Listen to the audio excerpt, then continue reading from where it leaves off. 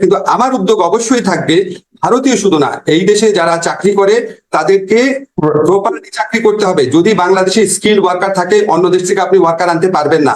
যারা কাজ করে তাদের প্রকৃত বেতন দেখায় কাজ করতে হবে, জব পারমিট লাগবে, তাদেরকে লিগাল পথে টাকা পাঠাতে হবে।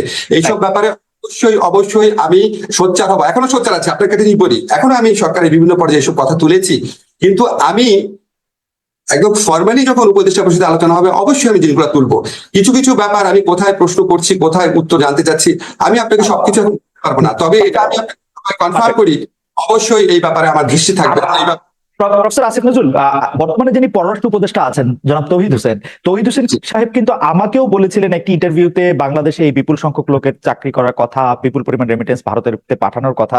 তো সেটা নিশ্চয়ই তিনি অবগত আছেন। 50 দিন একটা সময়, তিনি নিশ্চয়ই এই ব্যাপারটাও দেখবেন। আমরা এই অনুষ্ঠান যদি তিনি দেখে থাকেন আমাদের এই আহ্বান রেখে যাবো। তবে খালেদ, আমি একটা জিনিস বলি, এখানে যারা কন্ট্রাকচুয়াল চাকরি করেন, যারা প্রাইভেট সেক্টরে বিভিন্ন লোকজনকে নিয়ে আসেন, তারা তো নন ডকুমেন্টেড। সো প্রকৃত সংখ্যা আমি পাবো না। আমি আপনাকে আমার ব্যক্তিগত অভিজ্ঞতা থেকে বলি, আমার ব্যক্তিগতভাবে পরিচিত একটা প্রতিষ্ঠানে যখন আমি দেখলাম অনেক ফরেনার চাকরি করে, মানে ভারতীয় চাকরি করে, স্পেসিফিক্যালি বলি অনেক না, 7-8 জন ভারতীয় চাকরি করছে। তো আমি ওনাকে জিজ্ঞেস করলাম, উনি খুব ঘনিষ্ঠ, যে আপনি কেন দিচ্ছেন চাকরি?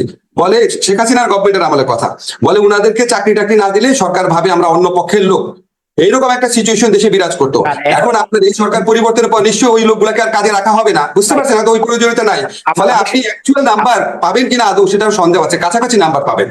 আমরা সেই হিসাবটি দেখতে চাই।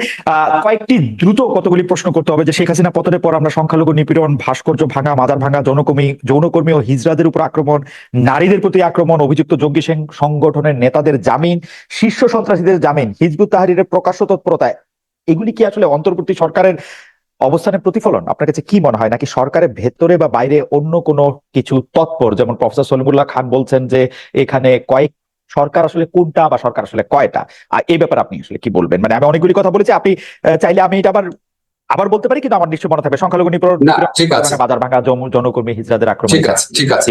আপনি যে সমস্ত ঘটনা বলেছেন এগুলি সবই অত্যন্ত দুঃখজনক, এবং আমরা বিভিন্ন সময় আমাদের বিভিন্ন উপদেষ্টারা এসবের বিপক্ষে কড়া বক্তব্য রেখেছে, সরকারের পক্ষ থেকে বক্তব্য রেখা হয়েছে। তবে খালেদ, আপনাকে আমি একটু বিনয়ের সাথে একটা কথা বলি, যখন আমি আপনার টক শো করতাম, যখন আমি এই সরকারে আসার আগে কথা বলতাম, আমি কিন্তু নিজে বলতাম যে সরকার এত নিপীড়ন চালাচ্ছে, এই সরকার পতনের পর অনেক ভয়াবহ ঘটনা ঘটতে পারে, সরকারকে ওয়ার্ন করার চেষ্টা করতাম। আপনার নিশ্চয়ই মনে আছে যে ফ্যাসিস্ট আওয়ামী লীগ সরকারের যারা মন্ত্রী তারাও বলতো আমরা ক্ষমতায় না থাকলে ঘরে ঘরে ঢুকে আমাদেরকে মেরে ফেলাবে, এরকম কথা বলা হতো না খালেদ? তো আমরা যেই অরাজকতার আশঙ্কা করছিলাম আওয়ামী লীগের 15 বছরের অপশাসনের কারণে, মানুষের প্রতি অকথ্য নিপীড়ন নির্যাতনের কারণে, মানুষের মুখ বন্ধ করে রাখার কারণে, এটার আউটবার্টস হিসাবে আমরা যতটুকু খারাপ অবস্থা আশঙ্কা করেছিলাম, আপনাকে বিনয়ের সাথে বলি ততটা খারাপ অবস্থা হয় নাই। খারাপ অনেক কিছু ঘটেছে, ততটা খারাপ কিছু হয় নাই।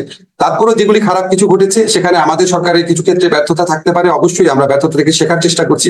আপনাকে একটা এক্সাম্পল বলি, আদালত প্রাঙ্গণে যখন হামলার ঘটনা ঘটলো, তখন এটা তো আসলে দেখার কথা হচ্ছে ধরেন স্বরাষ্ট্র মন্ত্রণালয়, কিন্তু আমাদের এখানে অনেকে মনে করি কি, যেহেতু আমি আইনমন্ত্রী, তো আইন শৃঙ্খলা পরিস্থিতি হচ্ছে আমার ওইটা আমার না রে ভাই। তারপরও আমরা একসাথে কোঅর্ডিনেটেড ওয়েতে কাজ করি, সব ব্যর্থতার ক্ষেত্রে যৌথ দায়িত্বের অংশ হিসেবে আমারও দায়িত্ব আছে, কিন্তু আলাদাভাবে এককভাবে এটা আমার মন্ত্রণালয় দেখার বিষয় না। তখন আমি স্বরাষ্ট্র মন্ত্রীর সাথে কথা বলে আমরা অনেক ইনোভেটিভ টেকনিক বের করা শুরু করলাম যে কি করব, মানুষ এত ক্ষুব্ধ। আমি যখন জিজ্ঞেস করলাম স্বরাষ্ট্র মন্ত্রণালয়কে যে মানুষ যেভাবে মারতে আসছে আপনারা ঠেকান না কেন? পুলিশ বলে পুলিশ ঠেকাতে গিয়েছিল, তখন তো পুলিশের মরাল কারেজ ছিল না। যারা মারতে এসছে তারা পুলিশকে অকথ্য গালাগালি করে বলছে তোরা শেখ হাসিনার পুলিশটা মাইরা তোদেরকে ঝুলায় রাখবো, আমাদের ধাক্কা দিস। মানে পুলিশের তো তখন মরালিটি নাই। কিছুদিন আগে পুলিশের বাহিনীর সদস্যরা হাজার হাজার ছাত্র জনতাকে হত্যা করেছে, সেই পুলিশ কি ওই মরাল কারেজটা থাকে? তখন আমরা বিভিন্ন পদ্ধতি বের করা শুরু করলাম। আমি বললাম আচ্ছা ঠিক আছে, আমাদের যারা বিচারকরা আছে ওনাদেরকে রিকোয়েস্ট করলাম যে আপনারা তো যে কোনো সময় ইচ্ছা করলে শুনানি করতে পারেন, তাহলে সকাল 7টায় শুনানি করেন। মানুষ তো সকাল 7টায় জড়ো হবে না। আপনি দেখবেন আনিসুল হক সাহেব এবং সালমান এফ রহমান ওনাদের পরে শুনানিটা সকাল 7টায় হয়েছিল, কেউ ওনাদেরকে মারে নাই। এরকম আমরা বিভিন্ন রকম ভাবে অ্যাড্রেস করার চেষ্টা করছি, সব আপনাকে বলতে পারবো না। প্রতিনিয়ত সেটা নিয়ে আমরা ভাবি, আমরা